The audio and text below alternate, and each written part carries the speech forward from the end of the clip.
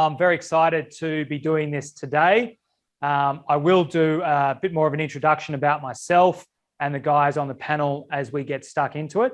But first of all, I wanted to start at the top of this session, and I want to put this on to you before you start peppering us. I want to know what's going to win the day. What is more important? Is it information or knowledge? So all of you on Facebook that perhaps haven't joined before, I really want you to think about it. Throw it in the comments if you're there.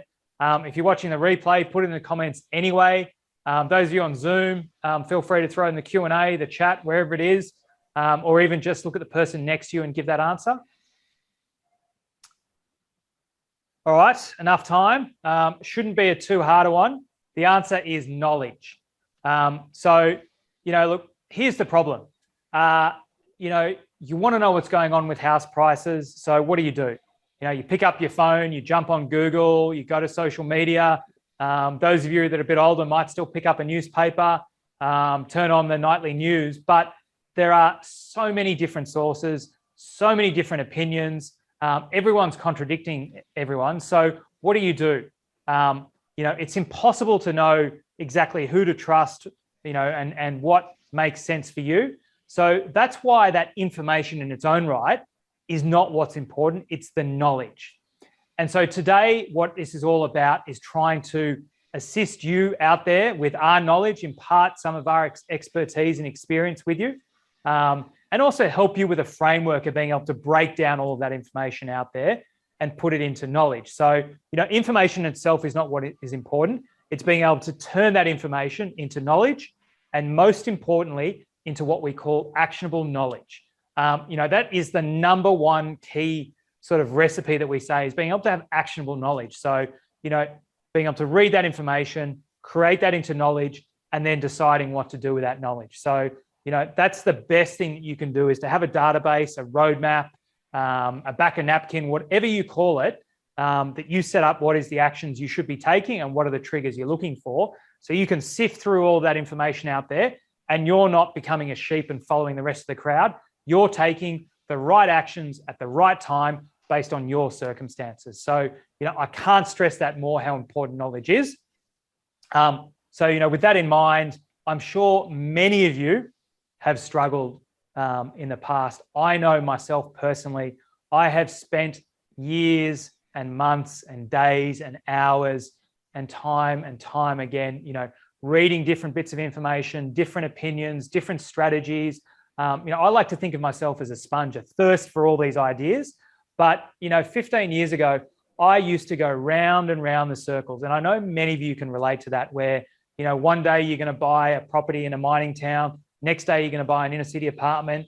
Then you're buying a piece of land and building on it. And everything is chasing around. And you know what I did? Nothing. Because I couldn't make a decision. I got the shiny object syndrome, where everything new popped up. I was doing nothing, going nowhere. Fast forward 20 years, I now am able to assist you with that experience and knowledge I've got. Now what I do for a living, is helping people buy homes, create homes, and do it. So, gone are the days where I couldn't even make a decision for myself. Now I'm doing that on a daily basis. It's what I love doing. And I've really been able to leverage that expertise and experience. And I'd love to help you. And I know the rest of the team would love to help you. So it doesn't matter where you are on that journey. So, we're all about helping people create homes. So whether this is your first home, you're just thinking about getting into the market, you could be looking to upgrade, you maybe already own a home, or you could be an experienced investor with multiple properties. Today is all about helping you, no matter where you are on that path and through that journey. You'll get value out of today, so long as you get involved, you roll your sleeves up, ask the questions, and we love getting the interaction from you guys. That's why we do this live. Even though we're locked down, we love doing it, and we get the most value from it happening there. And I know that you will get value out of it today. So we're going to run for about 30 minutes.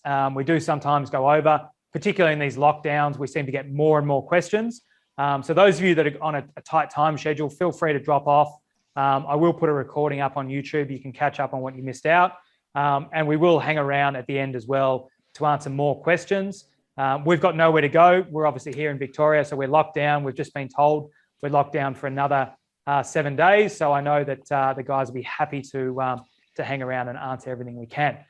First up, what I'm going to do, it'll take about 5 minutes. I'm going to give you a quick wrap up of the last 7 days. What were the key themes and events that we saw, what occurred in the markets. Then we'll get stuck into the meat of the section where we'll take all of your questions live and run through that. And then I'll wrap up the session with a couple of minutes. And then, of course, as I said, we will all happily hang around if there's any questions left unanswered. So let's jump into today's weekly wrap. This week, there was a ton of activity happening despite most of the states around the country going into lockdown, coming out of lockdown, Delta, Alpha, Beta, whatever we want to call it. There was a ton of stuff going on, but that didn't stop our property markets. We got new research out from CoreLogic showing that this was the fastest annual house price growth nationally we've seen since 2004. Compromise wins the keys. We're going to have a good chat about that. You know, what should you compromise on, or what can you compromise on, and what you shouldn't be compromising on. Renovations, if you are thinking about it, it can be great. It can also be a nightmare. So we'll run through some of that. Reserve Bank, they've confirmed they don't believe we're going to have a double dip recession, and they still see house price growth continuing, albeit at a much slower rate, but really, really strong indications from them there. And then lastly, investors are slowly starting to come back to the market. And I think it's those that are smart and those that have got that actionable knowledge and knowing that rents are primed for some growth over the next few years. They've been terrible, there's no denying that, but they're really making sure they're setting themselves up to ride this next boom as we continue to go through. So that's what we've seen. That's what's been happening around the country in the last 7 days. Let's have a look at what happened at the auctions last weekend. You know, very, very low volumes compared to what we are used to seeing. Obviously, that's to be expected. Sydney and Melbourne are the biggest markets. We have been seeing pretty much for, you know, the first 6 months of this year that they typically had 1,000 homes every single time going to auction. You know, we're now seeing much lower volumes, which is to be expected, but still seeing really, really good clearance rates. So you can see there, Sydney still got over the 80% mark, Melbourne in the mid 70s, and then the national at 76.4%. So, you know, good results still coming through, lower base, but I think that's really showing that, you know, a lot of sellers perhaps are pulling out, not because of market conditions that, you know, they're not able to get their houses away. They're really just seeing such strong demand that they really want to showcase their properties in the best light, have people be able to come through for an open home and have those on-site auctions. So, you know, I think we can take from here that despite what we're seeing out there from a lockdown perspective, really, really good results. And I think we can take some positive from there. I know that I think we saw over a third of those results occurred prior to auction. So for those of you that are looking, you know, and there's still your favorite home is out there, I think definitely those sellers that are going ahead, you know, are hoping that a Zoom auction will do well, but perhaps they're a little more open to a pre-auction offer just to get it locked away. So do think about that if you're in the market right now and you've already had your eyes and inspected a property, that making a pre-auction offer could be the right step for you. Okay, so looking at a leading indicator, those of you that are long-time listeners will know this. Those of you that are just joining us for the first time, what we just looked at with the auction results is what's known as a lag indicator. It's what's already happened in the past. So it's gone. It's always good to know, and there's no denying it's based on cold, hard facts. Leading indicators are much lesser looked at because, you know, they are just a bit of a guess, a forecast as to what may happen in the future, and are really based off not so much the same clear data, but they are probably one of the most important aspects to be looking at, because unless you have a time machine, you can't go back in time. You know, you're going to be looking to make those buying, selling, renting decisions in the future. So you really need to be having a look at what we call leading indicators that are giving an indication as to what might occur next week, next month, next quarter to the end of the year. So realestate.com puts out an amazing index. It's free. You can follow it yourself. They do one for buyer demand and one for rental demand. So we're looking here at the buyer demand. Effectively, what they do is they take a number of interactions they see on their website. They are by far the largest portal here in Australia, so they've got a ton of data to do. And when people take actions like they inquire, they email the agent, they download floor plans, they come back multiple times to that listing. That obviously builds their index in terms of what they believe is their intent in looking to buy. Now, sure, there's plenty of tire kickers out there. The school kids doing research for school projects, but because they're so big, their index is pretty strong and pretty good. So really what they're doing is saying, what are we seeing in terms of the level of demand from buyers on our website? And hopefully that will translate in the next few months into actual people transacting and buying.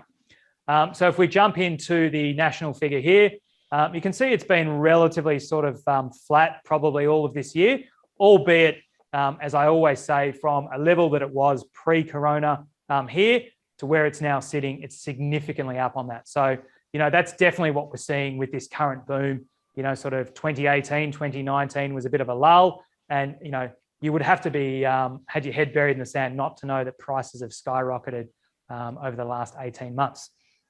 The biggest thing that we're seeing at the moment is that the trend that's been happening all year at the national level is that there's more and more pre-buying demand and interest coming for apartments versus freestanding houses. And I think, everyone will know that affordability is starting to become a bit of an issue for everyone as these prices get stronger and stronger. Whilst for most people, they believe their dream is to have a freestanding house. Apartments are a great option. I think people are realizing that as they've hit their price ceiling, they're thinking about what they should and shouldn't compromise on. Remember, we're going to talk about that soon. And they're dropping back down to staying in that great location and looking at apartments. So I think that's probably a good insight to those of you that that perhaps own apartments and are a bit underwhelmed. Perhaps that the growth that we've seen that's been exponential has occurred mainly in freestanding homes. I think it's going to slowly come back to apartments as we transition through into 2022. And that's really what we're seeing in these stats. Local level here in Victoria, what are we seeing? Obviously, a much choppier ride over the last 18 months. As I mentioned at the top of today's session, this is lockdown number 6. These lockdowns do impact, albeit, sometimes they actually see a spike as people are at home and they think it's going to be short to then get involved after. Sometimes they see a drop, as we know here in the middle with our protracted 4-month-long lockdown this time last year. Same sort of things happening, albeit not as well pronounced in terms of the split between apartments and freestanding houses. As always, I believe Victoria is probably running, anywhere up to 6 months behind the rest of the country as it's playing catch up. So perhaps, if we fast forward to the end of the year, we're probably going to see a bit of a more consistent gap between that line, really starting to pan out like we saw in the national figures. Okay, rental. This index, exactly the same as what I talked about for buy, but this is people looking to rent. We've seen at a national level, it's increased slightly last week. I think this index is, it's a good indication. It's perhaps not as strong as the buy index, as it's a much lower barrier to entry for people to rent. And obviously you're seeing a lot of changeover. So, in the buy index, typically you only see people on there that are serious and are focused, but perhaps in the rent index, you are seeing people that are changing over, staying in that market. So for every property that gets rented, one becomes vacant. And so, look, I think definitely there's no doubt that it's looking better than what we were expecting it may have been. And I think the market's done a lot better, given that the borders are shut, given we're continuing to have these rolling lockdowns. But there's no doubt we're really going to see that start to pump and be primed to grow and grow, both nationally and here at a local level, as the borders start to open up, hopefully sometime towards the end of next year. Okay, that's it for the last 7 days wrap. I did say I'd introduce myself more formally. So my name is James Maitland. I'm the general manager here at Salvo, and I've helped create more than 11,500 homes for people just like you on today's call. We're very lucky to be joined today on the panel, Greg Arbeck, Jack Gian, and Lucas Karras. These guys will be answering all of your questions. We've been doing this for well over 12 months now. We're a well-oiled machine, we believe. And I know that if you get involved, you ask us your questions, put your hand up, and really push us, you'll get the most value out of today. If you're not sure how to use the technology, it's really, really easy. Two methods. You can either raise your hand and we'll unmute you. You can come on live or jump in the Q&A, which I can see everyone's already been doing over the last 15 minutes, and I will answer all of those questions for you. Okay, so that is it for the introduction and section 1. We're moving on to section 2, the question and answer, the namesake of our session, question time. To give me a chance just to get all the questions up on my screen because I don't have a helper, I want to ask off the top of the bat, CoreLogic, fastest growth rate in 17 years. Can someone give us a bit more of a rundown of those stats and perhaps even give us a few key takeaways that everyone on today's line, can understand not only just in these stats, but what they mean for everyone out there? Yes, James. We all know that the CoreLogic just released the latest report for end of July this year. As you mentioned before, and the Australian house value increased 60.1% over the last 12 months, which is the fastest growth since 2004, which is in 17 years. So this is very, very amazing figures. So and 16% in 17 years, yes, fastest growth rate. Yes, and we're looking into the monthly increase, and in the July last month is 1.6% of the increase. So the 1.6 might be not seems that huge, but comparing with the 10 years average is well above, which the 10 years average is only 0.4%. So the last month we got 1.6%. And so Jack, just for everyone out there with that, you're saying that the 10-year average monthly increase is 0.4% per month. Yes. And we've seen 1.6%. So yes, for everyone that's reading those headlines saying that the growth is slowing, or some people are even reading into it saying that prices are going down, what we're saying is that it's no longer at the record. I think if we had almost 3% in March this year, it's slowed down to 1.6, but my maths is pretty good, and that's 4 times as fast as the 10-year average. So that is a phenomenal result, albeit it pales and looks small compared to what we have seen at the start of the year. Yes, 100%. And also we look into the major city, which is Sydney and Melbourne. So the Sydney has the 18.2% annual increase compared with the last 12 months.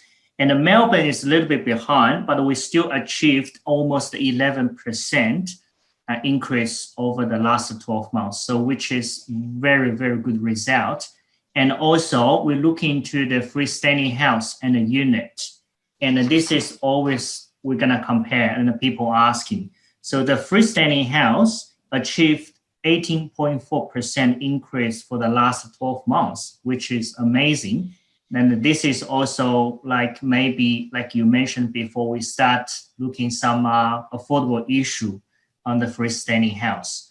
And the unit also achieved a nearly 9.9% increase over the last 12 months. It's not that huge like the freestanding house, but we're looking into the figure itself, the 9% increase for just the 12 months, considering the current situation, which is way above the average level. And also the James, I want to share another figure, which is the numbers of the sales for the last 12 months. So in the last 12 months, the nationwide, and we're expecting the 42% more sales happening than the before. And this is also the highest figure since 2004 for 17 years. So the most property has been sold for the lasting 17 years, just the last year, 12 months. We're seeing nearly 600,000 of the dwelling has been sold across the country, and about 140,000 more sales happening than the 10 years average. So this is very, very good, the figures. Also, I want to share with another figure, which is the property, which is 25% of the most expensive properties also achieved a nearly 10% capital gain by selling those properties in the last 12 months. So which means we still have very, very hot market currently. Okay, so that's a good wrap. I've seen quite a few questions coming through, but Patrick's put a funny question in here. I might paraphrase it. And I think basically he's saying, so what should I do? That's great, those stats. And Patrick, hopefully I've summed up what you were trying to get at. What's the advice to Patrick out there? Just assume, I don't think he said here, just assume he's perhaps a first home buyer. First home buyer, of course, get into the market as soon as you can at this moment. So we're saying the huge demand for the property. And we're also saying like the sharp reduce for the new listing onto the market. This is the gap will also the further the pressure to put upwards of the property price. So this point we're in lockdown at this moment, and because the low interest rates and also the good economy trade for the Australian will 100% will believe the house price, the property, the market will keep going up. So if you're a first home buyer, the suggestion is only one: get into the market right now as soon as you can. Okay. I've seen a lot of questions coming in. I was trying to remember some names. I think I saw Chris, Sarah, I think it was, Lisa, Victoria, I think it was. Sorry, that one's just scrolled out. Look, common question that seems to be coming through is that's great, but I believe all these people were first home buyers. It was moving so fast as you were talking, Jack, I couldn't get all of them, but everyone seems to have a common theme, but I can't afford it. Prices are too hot. What can I do? What are options out there for people if they are starting to hit that affordability? Or perhaps do we have any, on the ground intelligence as to what people are actually doing and how they're still able to afford buying in this market when prices are jumping up so quickly? James, what seems to be is that a lot of people are making some compromises. So the key thing that we always advise, some people make the wrong compromises, but it's important that you do compromise, but make sure that they in the right sort of things. So when you say compromise, what are some of the things that people are compromising on that are then helping them get into the market? Or typically, a lot of people, we've talked about it before, would be moved towards apartment complexes. So that's one of the things, which sometimes is not a compromise, it's actually a positive. However, there's also, previously people would say, I'm not going to buy on a busy road. I'm not going to buy opposite a train station. I'm not going to buy opposite a school. We're actually seeing a trend that people are actually being smart about things, making sure they stick to the location they want to be, but are compromising in terms of those things and saying, okay, the properties in those sort of locations are still high, but they're about 5 to 10% lower than the equivalent property around the corner. Let's compromise, stay in the right location. Let's look at properties that previously I wouldn't look at. So, Greg, what shouldn't you be compromising on? Like I always say, location. So there's no point in going, okay, throw my hands up and say, I just can't get anything. I'm going to go and live out 60, 70 Ks from Melbourne. Our advice is don't do that. Rather compromise on smaller points, like we said, and stay in the right locations. Okay. So I know that we have a big cohort of first home buyers that tune in every week.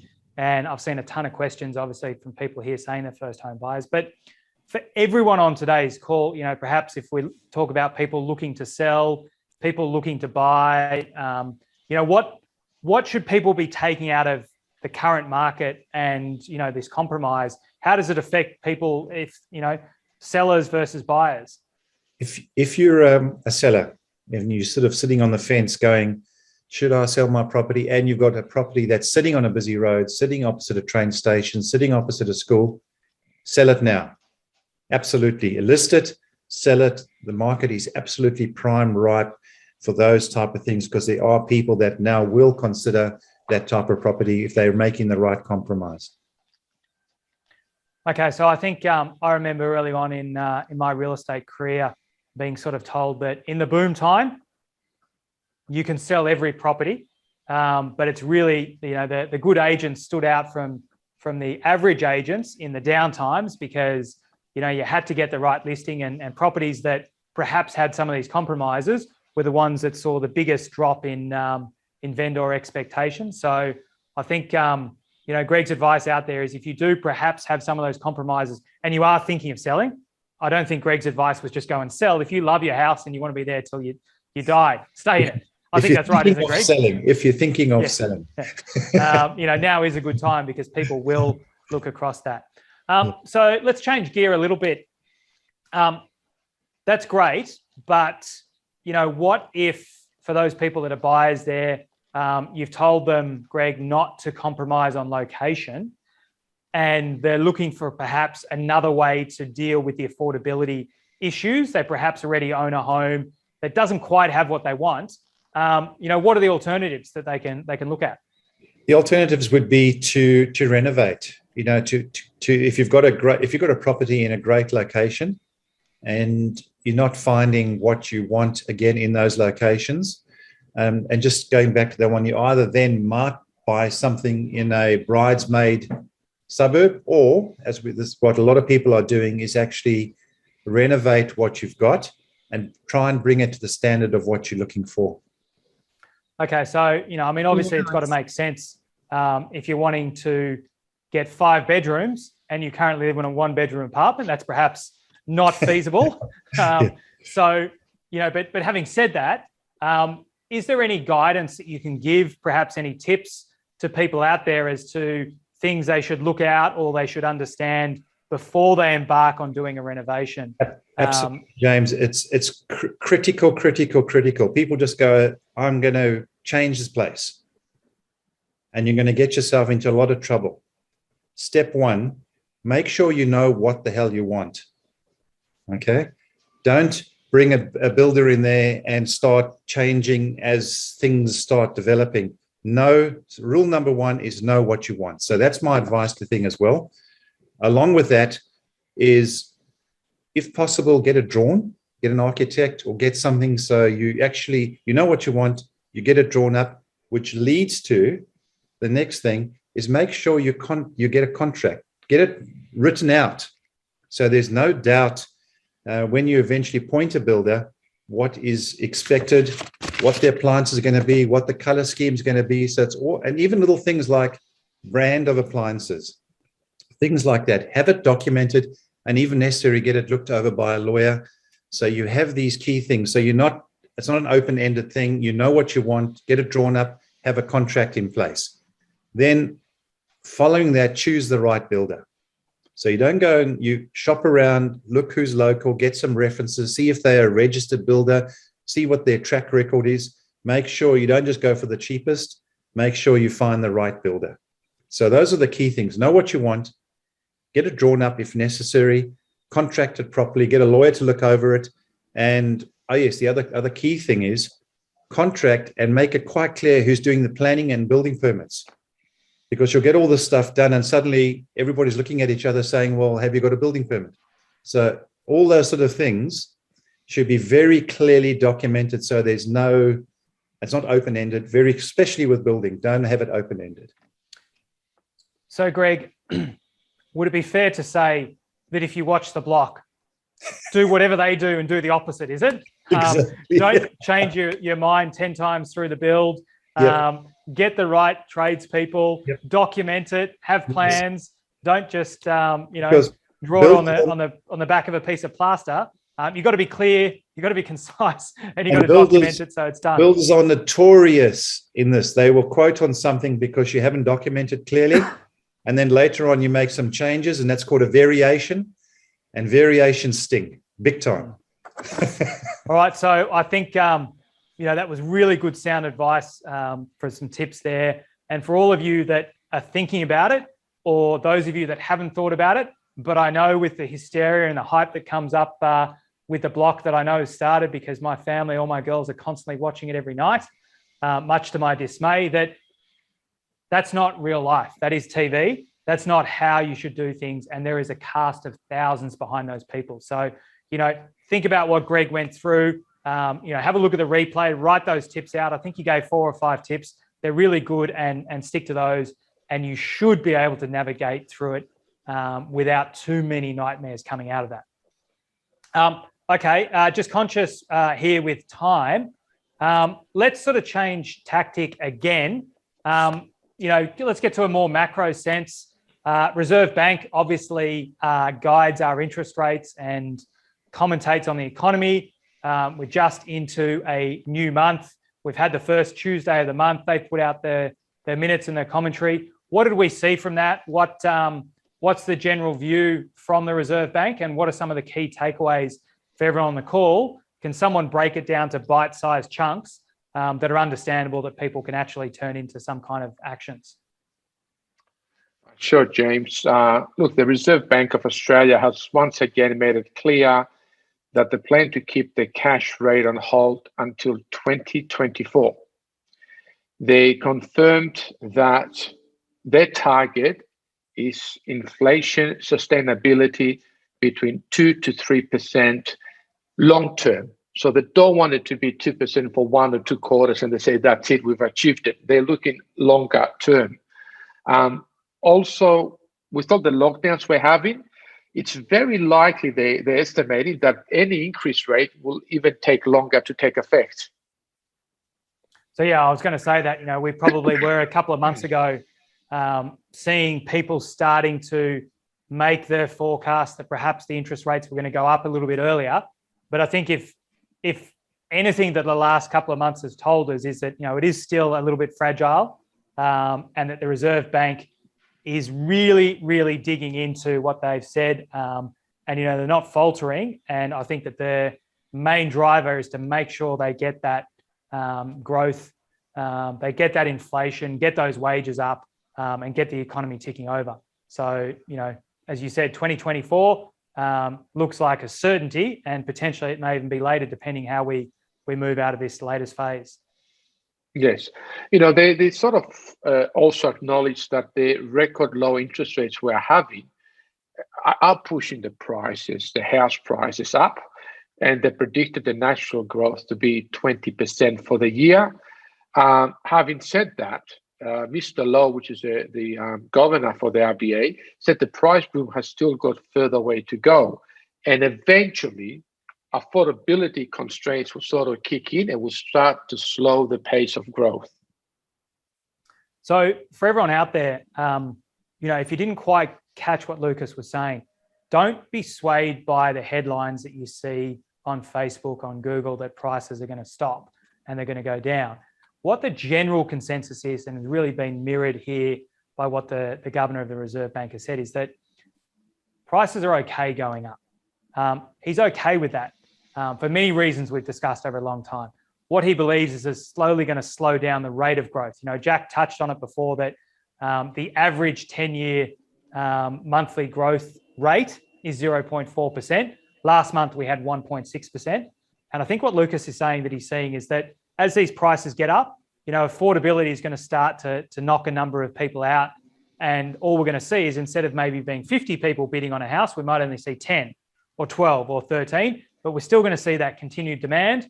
Conversely, as inflation grows, people get some wage growth. They're then going to be able to afford a little bit more. They're going to push again. And we're going to just see what I think is would it be fair to say, Lucas, we're expecting a long, slow burn through this upward growth period for the next 4 or 5 years. We should see some good, strong growth happening.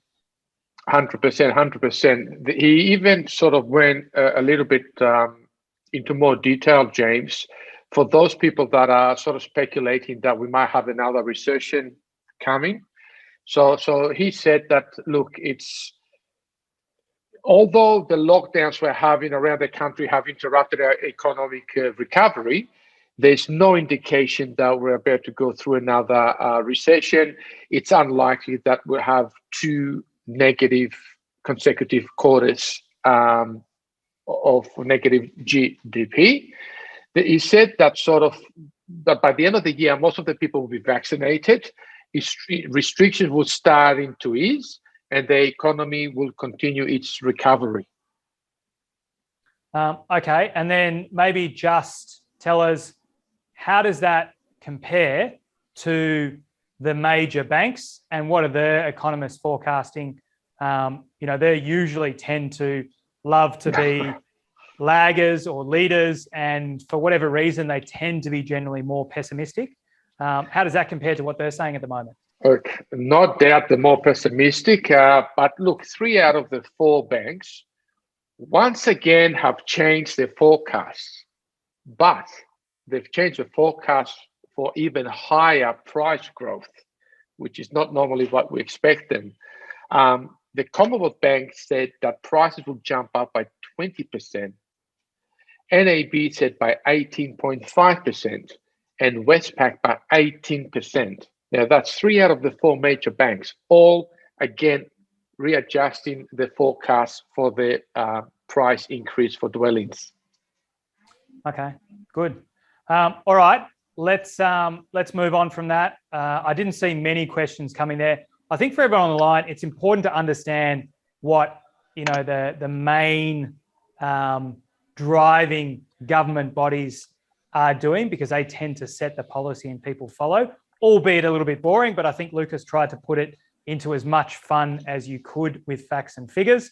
But there's a good bit of information there. If you don't want to listen to it again, the simple thing is still looking positive. Interest rates are going to be low. House prices will continue to grow, and there will not be another recession. And I think that sums it up pretty nicely there.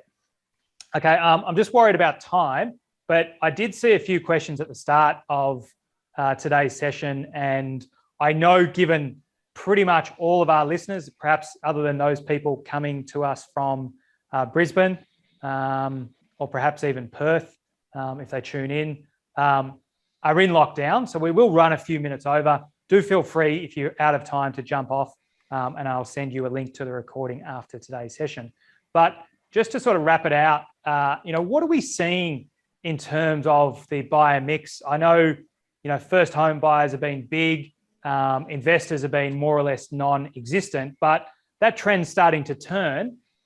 What are some of the reasons why investors are coming back, and are they really coming back?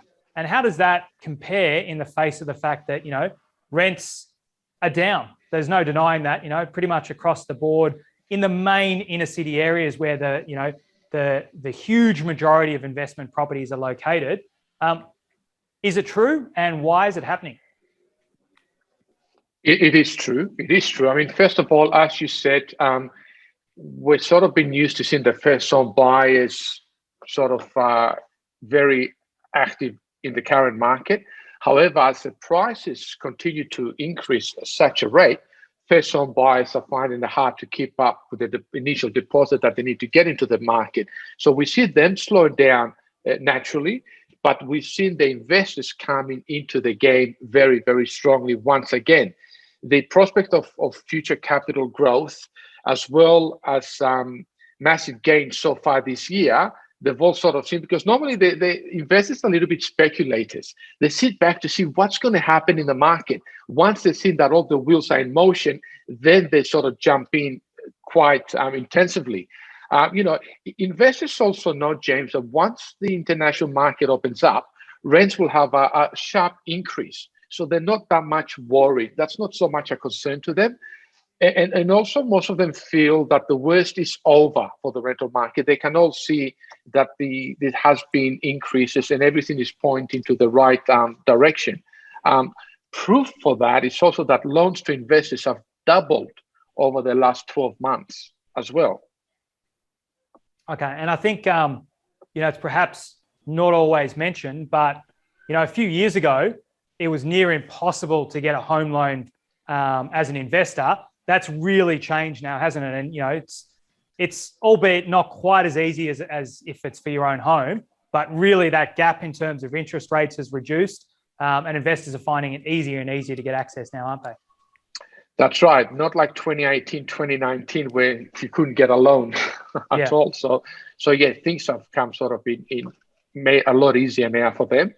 And let's not forget that investors during these lockdowns and stuff, they have been able to save a lot of money, and they all want to put the money somewhere within the next 12 months. Okay, good.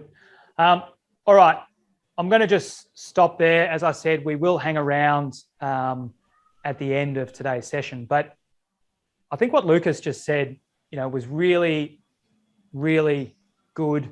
And I want to put this to you: if you are an investor on the line, or you're thinking about becoming an investor, this is a classic example where we talk about actionable knowledge. So, I asked him, why are investors back in the market when rents are still down?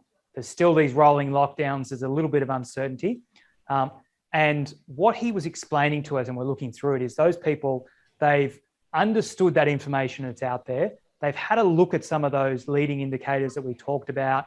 They've seen the broader picture of what's occurring across the globe, and they understand that we're primed for growth in rents over the next decade. They understand that smart investment takes time, and they're about a strategy of getting rich slowly, right? But securely. So they're seeing those opportunities. They're jumping on them now. They're seeing record low interest rates.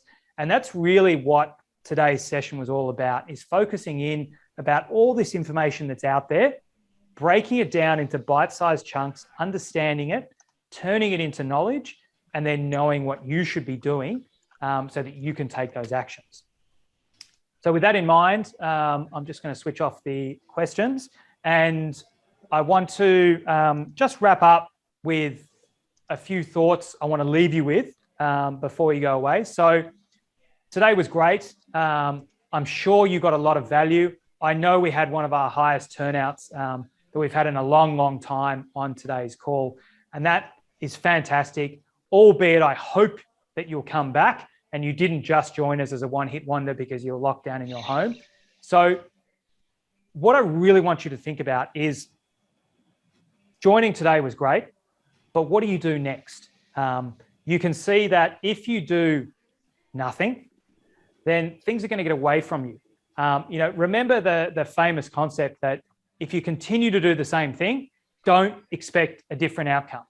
So you're going to need to make a change if you want things to be different, which means don't just say today was great and then go about your day.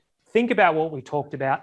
Think about those concepts. I'm going to tell you in a moment how we can help you move forward. So, that's fine if you want to stick there, but just really, I want that to resonate with you. And those of you that are used to it, and I know that is about 97% of you on today's call, you're not listening now, you're probably going to tune out and you're going to do nothing.